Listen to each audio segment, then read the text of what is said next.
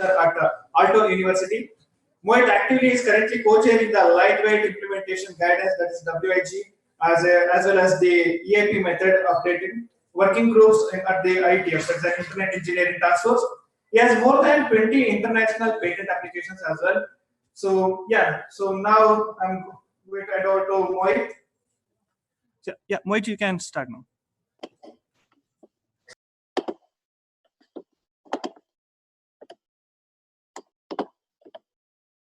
So hi, good morning from Finland. I hope you can hear me. Please feel free to stop me at any point during the presentation. So I'm going to talk about what is Wi-Fi security and WPA3. So WPA3 is a new standard from Wi-Fi Alliance. And this is something that I have been following. So I haven't actively been contributing to the Wi-Fi Alliance, but as you know, as a researcher, you need to follow what's going on in different standards bodies, and I thought this would be something interesting for the audience. So I'll briefly tell who I am and what I do. So Adarsh already introduced me, maybe somewhat incorrectly. So I'm working as a senior researcher at Ericsson Research and as a postdoctoral researcher at the university. So I have this unique background where I have like industrial experience as well as academic experience both at the same time. In the past, I have been a visiting researcher at CMU in the US.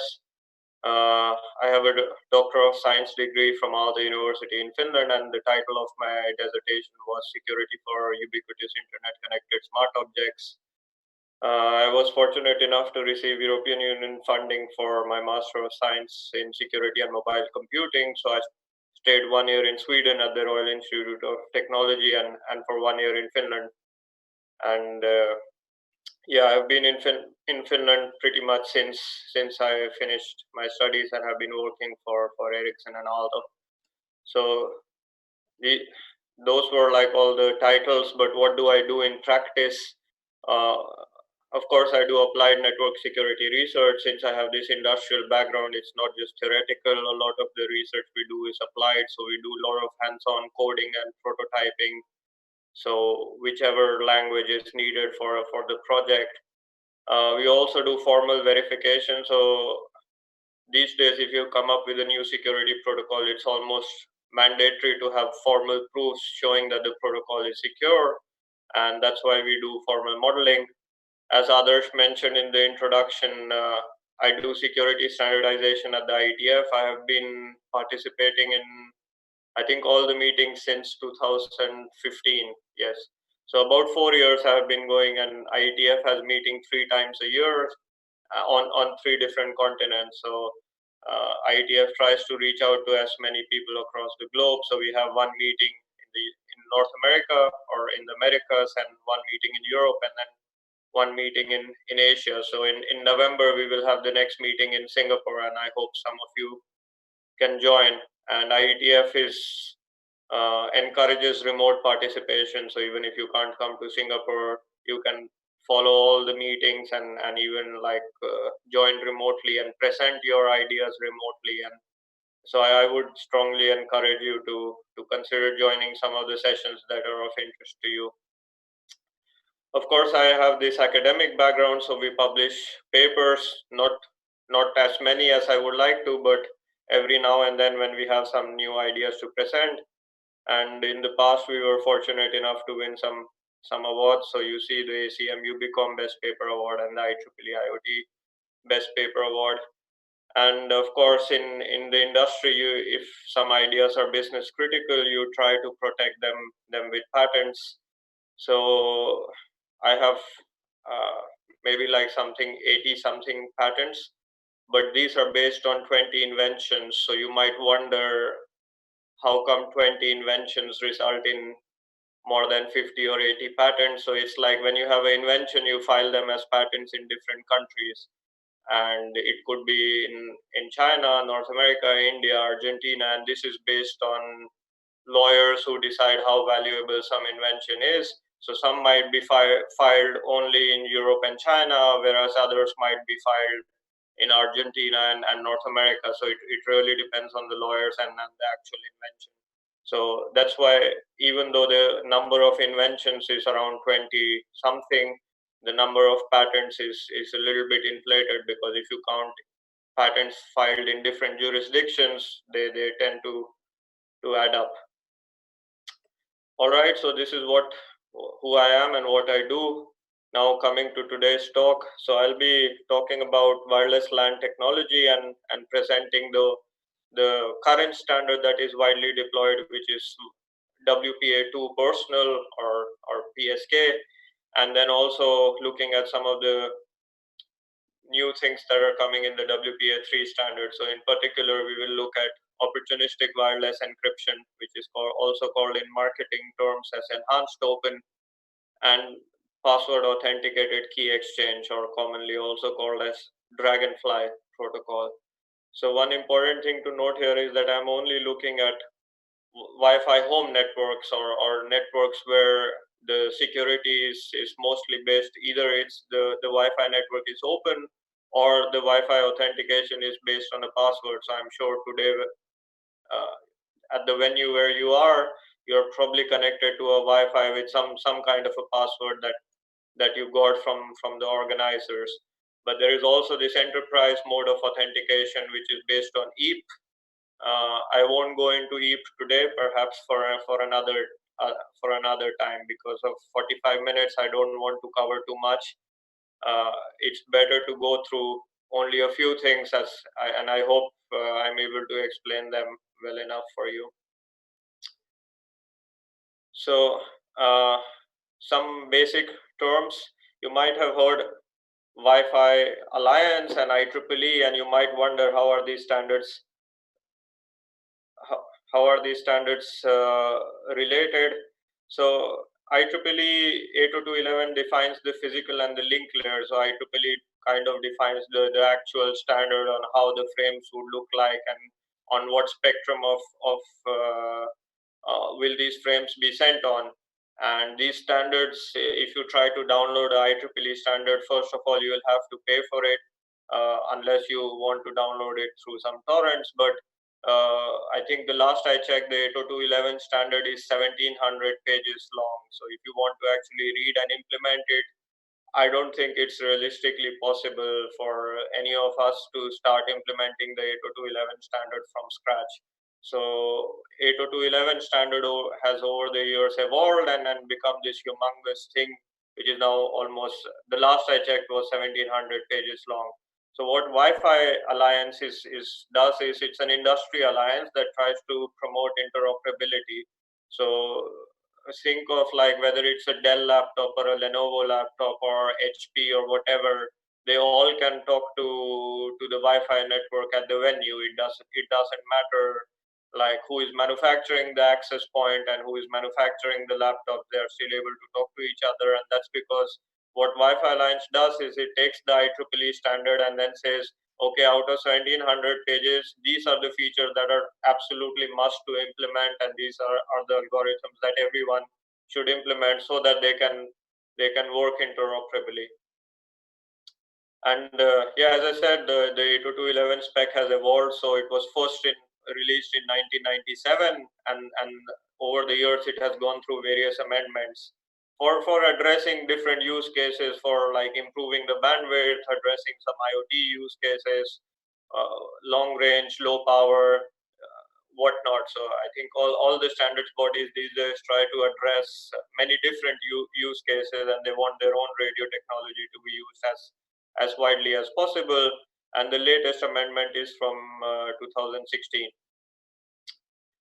So the physical layer is basically so Wi-Fi uses unlicensed spectrum. So unlike mobile networks or 3GPP, which Abhijan was earlier talking about, those are licensed spectrum. So some operator has to pay some money to the government to operate on those bands, whereas Wi-Fi, one of the reasons it became very popular is because it's operating in this unlicensed band.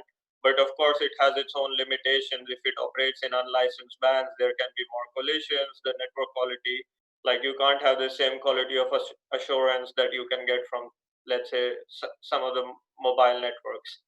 and it has up to 14 radio channels in the 2.4 gigahertz band, but only 3 are non-overlapping ones. And the idea of this 802.11 standard was that it should pretty much look like Ethernet to the layers above. So of course the wired networks existed before we moved to wireless, and when we were developing the wireless standard, we wanted to make sure that for IP and TCP, it shouldn't matter what the layer below looks like. So 802.11 tries to look as much as Ethernet as possible. So of course the MAC protocol is different because an antenna cannot detect collisions while sending. So if I'm sending packets, I can't detect collisions at the same time, which is why I have these explicit acknowledgements. And some of you who are familiar with these link layer technologies more, you might know this request to send and clear to send. So RTS and CTS is what is typically used. So yeah, I hope like the takeaway from this slide is that IEEE kind of defines the real standard, and Wi-Fi takes some parts of this IEEE standard and then says this is what all of us are going to implement for interoperability. So it's Wi-Fi is not defining the IEEE 802.11 standard, but rather using it and defining a minimal set. And that's the relation between Wi-Fi Alliance and IEEE 802.11. So some more terms that I'll be using later on in my presentation today. So I'm sure you're familiar with some of these terms already. So an access point is a bridge between wireless networks and the wired network. So many of you right now are connected with your phones and laptops to the wireless network, which through an access point, which then has the Ethernet and the wired network behind it. So it acts as a bridge. Then a wireless station is pretty much any device that you're holding in your hands right now. That is a station, and it typically has a network interface card.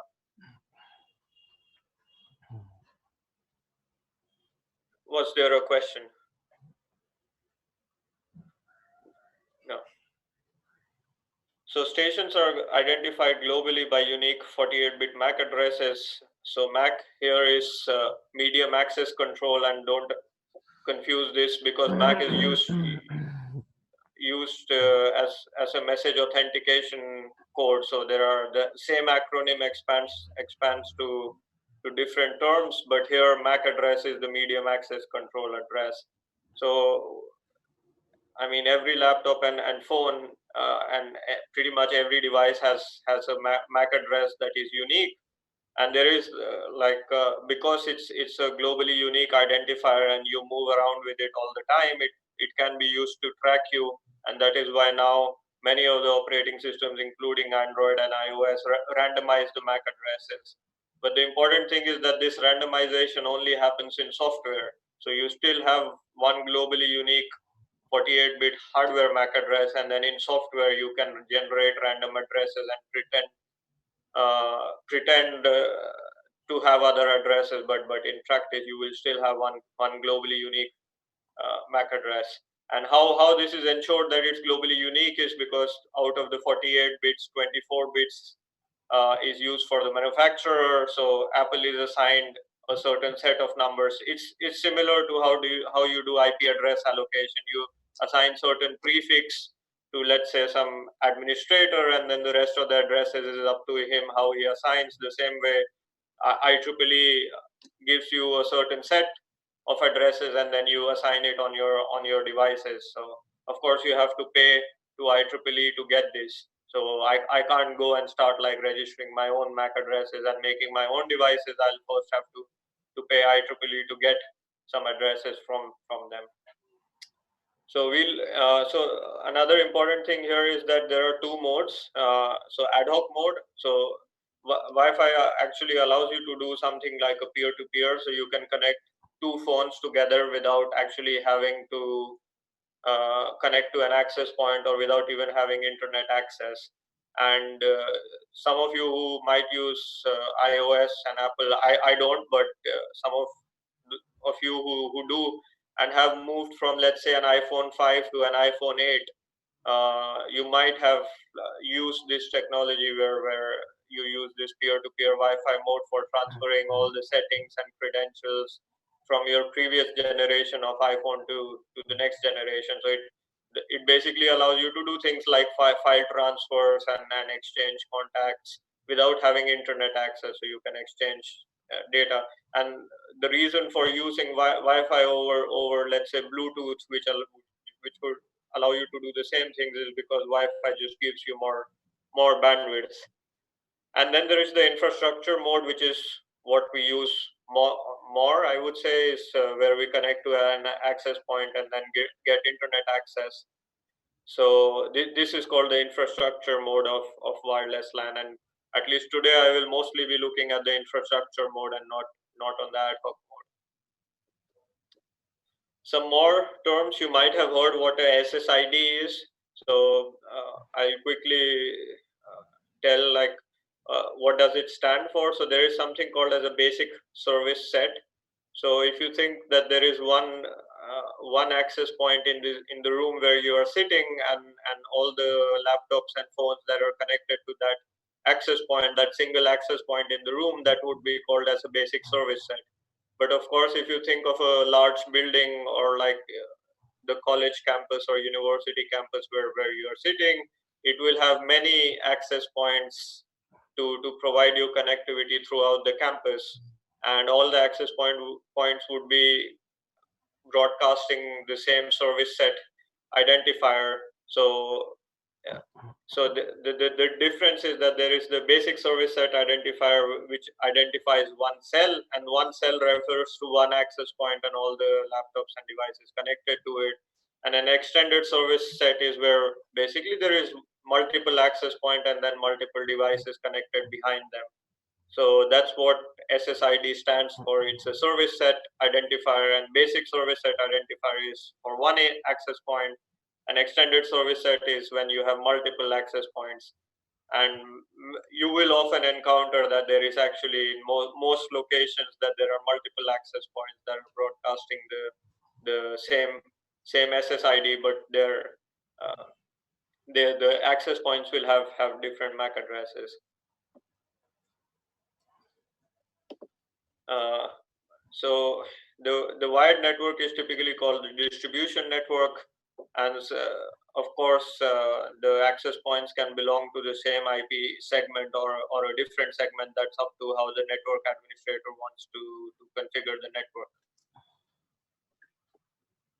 So before looking at some real security, we'll look at some weak security methods that people have suggested in the past. So one thing some privacy enthusiasts who claim to be privacy enthusiasts says that my Wi-Fi doesn't broadcast the SSID, which is actually really bad for privacy and doesn't really help the case, because of course the SSID can still be sniffed.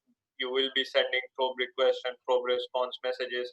The only thing is that your access point doesn't actively broadcast it, and it actually makes privacy much worse, because then all your devices will be looking for that access point wherever you go. So to give you an example, let's say my home access point is called Mohit's access point, and I have disabled SSID broadcast. So now what will happen is my laptop will constantly try to look for Mohit's access point wherever I go. So whether I'm in a coffee shop or whether I'm in at work, wherever I go, because it cannot listen to this broadcast, it will try to find this Mohit's access point everywhere I go, which means my privacy is actually worse, because I'm going to coffee shops and my workplace and saying that I have this SSID at home which I'm looking for. Is it here? So yeah, that's a bad way of doing both security or privacy. It doesn't really help.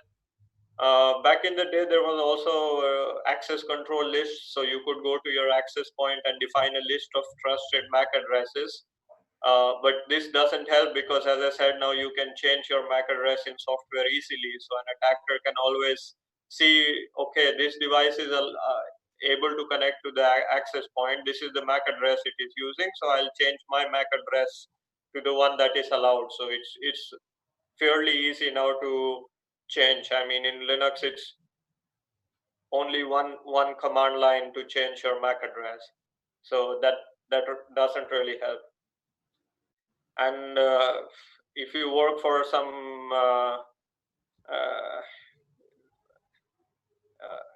spying agencies or something, they probably use directional antennas and metal foils to keep the signal inside uh, buildings and so on. But actually, it's pretty hard to do it in normal scenarios. So if today the college campus where you are sitting decides that no one else should even be able to see our access points and the network, it is almost impossible to build such a room. You can perhaps maybe do it in one room, build some sort of a Faraday cage, but doing it at for a wider area becomes much more harder. So if some uh, if you might have seen some important minister or someone traveling with his cavalcade, they have these jammers to kind of block signals, but those are rare exceptions where you can do these directional antennas and jammers to prevent these signals. But in practice, it's all the methods on this slide are not worth the trouble. So you are better off doing something else than trying to build directional antennas and putting metal foils outside your windows to keep the signal inside. So now I'll come to the real talk. So first I'll look at how do you currently join an open wireless LAN network, and how has the new standard WPA3 tried to help here. But the important thing is open doesn't mean free. So I often get this like open, the same is with open source software doesn't necessarily mean it's free. It's important to distinguish that open wireless LAN network can actually ask you for money with credit cards. So the open doesn't really mean that it doesn't cost you anything. And the same is the other way around. So free doesn't mean open. So if you go to a coffee shop, typically they don't ask you for money for using the Wi-Fi, but you might still need a password, and you might have to ask the waiter in the coffee shop to tell you the password. So that is not an open network but a free network. Whereas a open network is where you don't even have to ask for any passwords. You just connect to the network and maybe it will show you a captive portal asking you to accept the terms of use. So the important takeaway is open means for connecting to the Wi-Fi, you don't need any passwords or any form of authentication. So here is an example captive portal that you might see. So this is still an open wireless LAN. So I was able to connect to the wireless LAN without using any passwords, but then it shows me a web page and says here it says username and password and perhaps some access code, or it could even ask me for my credit card details and charge me. But it is still an open wireless LAN network because it didn't ask me for a password for connecting to the initial Wi-Fi network.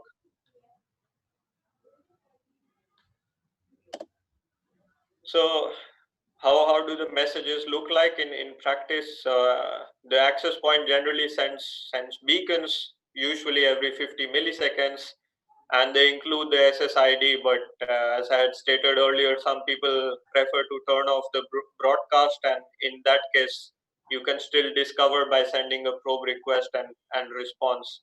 And different OS, different operating systems take different ways of discovering access points.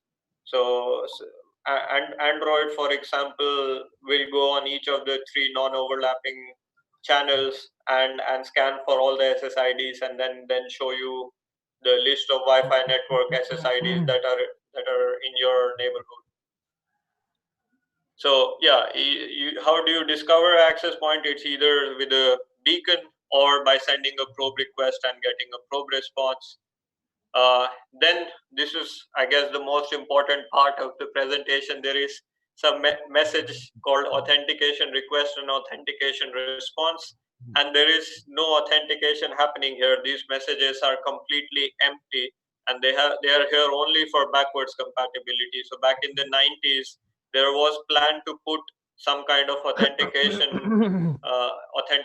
things in these two messages, but that never happened. So it is very important to remember that these two messages are actually completely empty. They provide you no security. They are there just because back in the day there was some plan to put some kind of things in these messages, but 20 years later we still have these empty messages. And then we have the association request and association response. So basically, you have this empty authentication request. The access point says, okay, you are authenticated successfully, because the messages are completely empty, so there's no point. Then the station says that I want to associate with you, and the access point says, okay, you are associated. So this is what happens when you're joining a open wireless LAN that doesn't ask you for a password. So couple of things: the station must specify the SSID with which it wants to associate. Kind of obvious, but yeah, the most important takeaway from this slide is that it's open system authentication, which is basically no authentication, and the authentication request and response messages are actually empty. So that's how you join a wireless LAN. How do you leave it? Well, it's even more simpler. So you either send a disassociation notification or the authentication notification, and it can happen in either direction. So the access point can also say, okay, you are no longer authenticated, bye-bye, or the station can also say that, okay, now I'm leaving this area and I want to disconnect. So it's a simple one message that can go in either direction, and that's how you will leave the wireless LAN. So now we look at how do you securely connect to wireless LAN, or how do you connect to wireless LAN with passwords. Just a moment.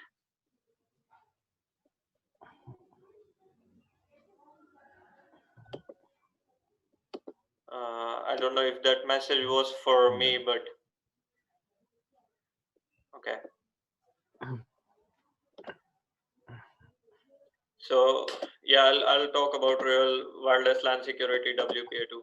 So WPA stands for Wireless Protected Access 2, and WPA is the Wi-Fi Alliance name for the 802.11i amendment. So again, as I said earlier on, that Wi-Fi Alliance takes standards from IEEE and rebrands them. So in IEEE terms, the same thing is called as Robust Security Network, or RSN, and in Wi-Fi Alliance terms, it's called Wi-Fi Protected Access to WPA2, and this is something all of us are using on a daily basis. I'm sure those sitting in the room are currently using this standard, and it uses 802.1x for access control, which is again a IEEE standard, and uses HEAP for authentication and key exchange.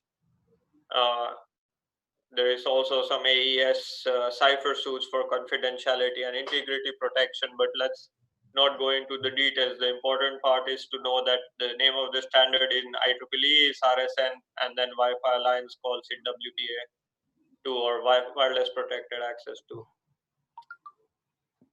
So in this slide, I'll go through the key hierarchy, and don't panic that there are so many names. I don't think the names matter. What is important in this slide is to see that how many levels of keys you have. So now that we are looking at wireless networks that are protected with, let's say, a password or a passphrase, you of course don't use this password or passphrase directly for generating a key and using that for security. There are several levels of keys in the hierarchy. So first, you take this password and you run pbkdf2, which is password-based key derivation function 2. It's a slow hash function, so those of you who are somewhat familiar with security, it kind of prevents dictionary attacks by doing this hundreds of iterations of the same hash function to arrive at a key. So now I took this password, and now I use this hash function, slow hash function pbkdf2, and I arrived at this pairwise shared key, which is PSK. You might have heard this term as well, that WPA2 personal or WPA2 PSK. Then you take this PSK and convert it to a PMK, which is basically means you take the longer 64-bit value and use the 32 bits as a pairwise master key. Then there is a protocol that runs between the laptop and the access point, which is called the four-way handshake, and you arrive at session keys, which are called pairwise temporal key. So this is based on the MAC address of the access point and of the station.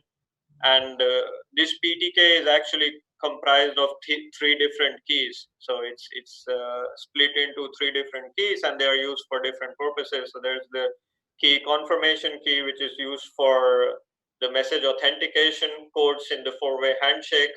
Then there is the key encryption key. Basically, this key is used for group communication. So if the access point wants to send a message to all the laptops and phones that are connected to it at the same time, it can use this key to protect those messages. And then there is the temporal key, which is actually used for encrypting and integrity protecting the traffic between the station and the access point.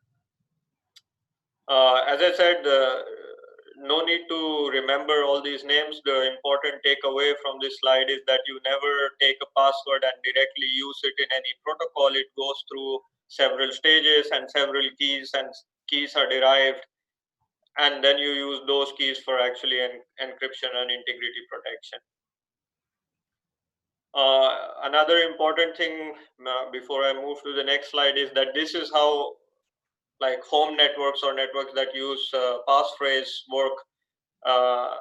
The similar key hierarchy also exists in enterprise networks. So if you were using some EAP method with 802.1x authentication, you will also derive a master session key, and then part of that master session key would be the pairwise master key.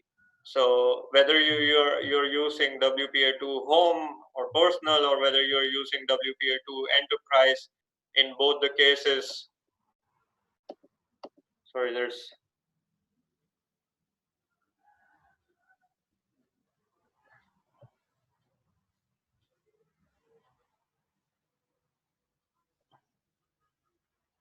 okay, I have only 5 minutes more. Okay.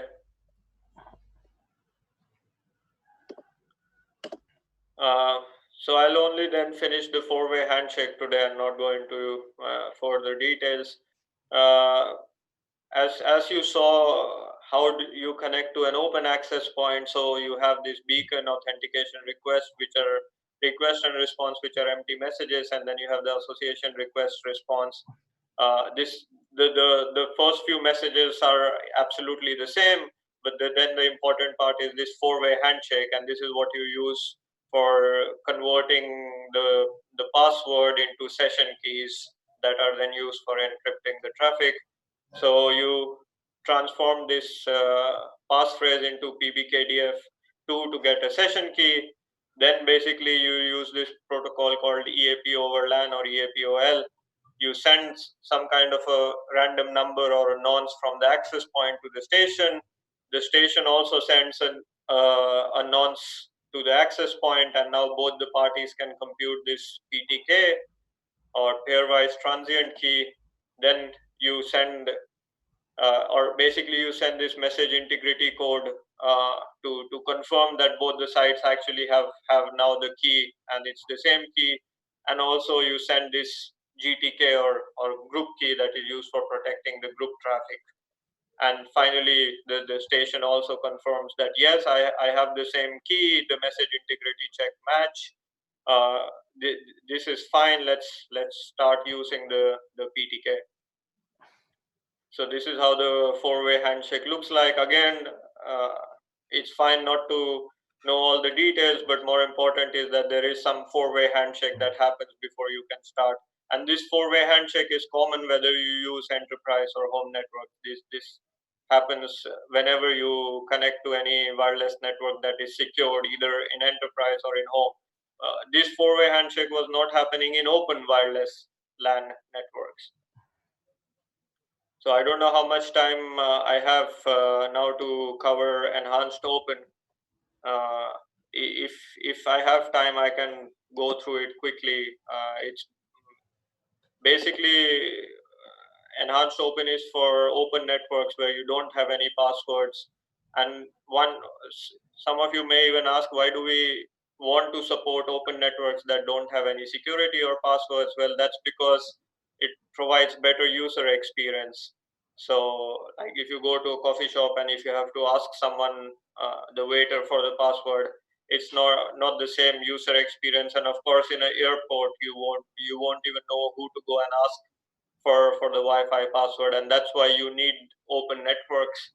And WPA3 uses IETF standard RFC 8110, which is called opportunistic wireless encryption, and basically it does a Diffie-Hellman key exchange during the association and then derives the PMK in the four-way handshake before. So the important change here is that before in open networks, you are not doing any of this four-way handshake and deriving any keys, whereas now you are. So it's a little bit better, but of course it doesn't provide you the same security as having a password or a passphrase.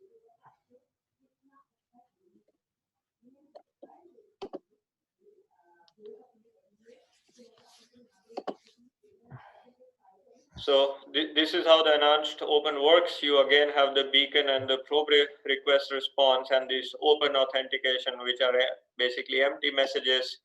But now during the association request, you send your Diffie-Hellman public key, which is G to the power X, and the access point will send its public key, which is G to the power Y, and both of the sites can now derive a shared secret. So instead of using a password, they do something that is called a Diffie-Hellman key exchange, where both the sites send their public keys and then derive a shared secret, and then use the four-way handshake for providing security. This is nice. It definitely provides better security than having completely open wireless network, but it has its limitations. So this is only encrypting the channel, but not providing any authentication. So someone can still set up a fake access point and provide you encryption. It doesn't prevent an attacker from setting up a fake access point. So you will ask, then what was the benefit of this? So the benefit is that it is slightly better than open authentication, because now if I'm a passive attacker who was just recording the traffic, I can't do that anymore. I now have to be active. So I have to like set up my own fake access point and do a man in the middle attack and then store all the packets, which requires of course more work from me as an attacker. Before I could also inject packets without doing a man in the middle first, but now I will have to do a man in the middle attack. And this also provides forward secrecy. So forward secrecy is that so this is in many protocols, and it's a property that once you go in the future and you delete the keys, you can't come back and decrypt the traffic. So once both the sides have deleted the keys, even if some spy agency comes and says that I need to decrypt the traffic, there is no way of doing that. So basically, forward secrecy is a property that provides you secrecy going forward in time. You cannot come back and try to decrypt the packets. Even if you recorded the packets, you can't, because the keys were deleted. So this is how a man in the middle attack would look like if there is someone with a fake access point sitting in the middle. He would send his own public keys and then derive different shared secrets. So I guess you get the point that someone in the middle can try to do that, but now he has to be active and he can't just passively listen and record packets.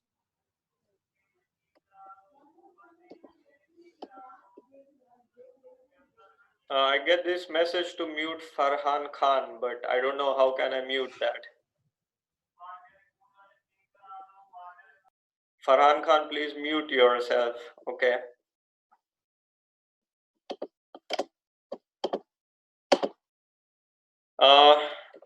So maybe coming to the last feature that I wanted to cover in this slide is another weakness of WPA2 personal, which uses a password or a passphrase, is that as you might have guessed, that these are vulnerable to dictionary attacks. So basically what happens is I can record some packets where you are sitting in the university campus. I could record some packets, then go home and try to run like all the passwords that I can think of. So I would of course start with password 123, admin, root 123, and there is like many dictionaries that are available of popular passwords. And I mean, you can even try to brute force it, and you won't be surprised that many access points and deployments use weak passwords. So if I have enough GPU capacity in a cloud, I can break many of the passwords in few hours, perhaps. So the idea is that someone can capture the four-way handshake, go home, try to run many guessing, try to guess passphrases, and he has basically unlimited time to do that. And he can then go back and try to decrypt once he is able to find the password.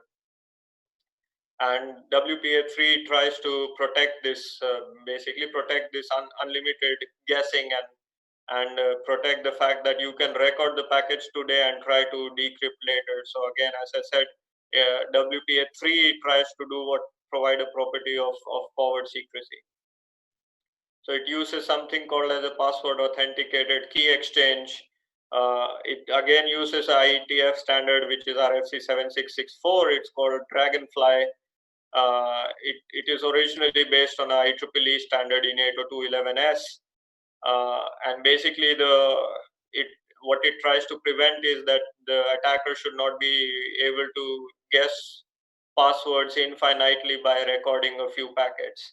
So of course, if you are like if I am on the campus and trying to guess, I can guess as many times as I want, but it tries to prevent offline attackers that I go home and run it in my cloud service. Password guessing attacks, those can be prevented.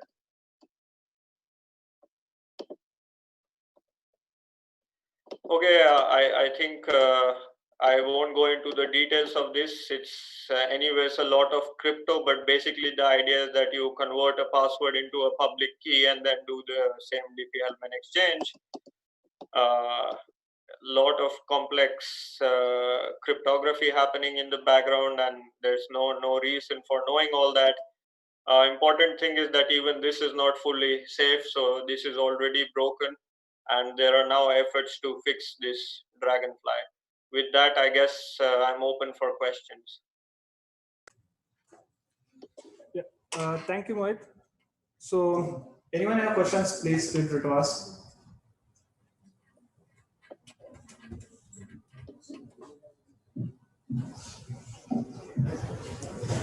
Is there any questions? Interesting questions for security.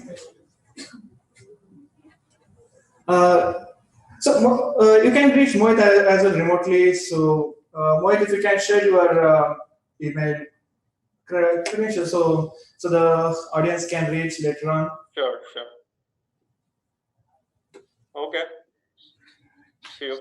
Yeah. Okay. Thank you, Mohit. Thank you for the great talk about the security.